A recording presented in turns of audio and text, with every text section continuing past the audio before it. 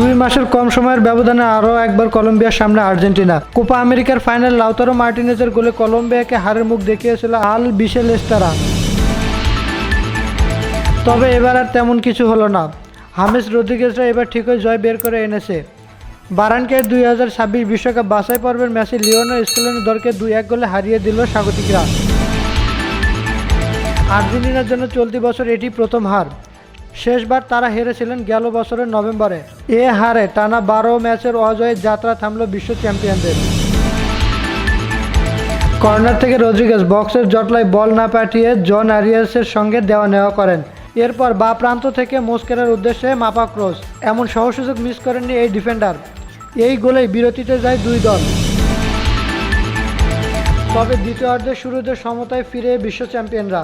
12 minute পরে penalty থেকে গোল করে কলম্বিয়াকে এগিয়ে দেন রদ্রিগেজ। রিফাতুল ইসলাম, স্কাই ভিউজ।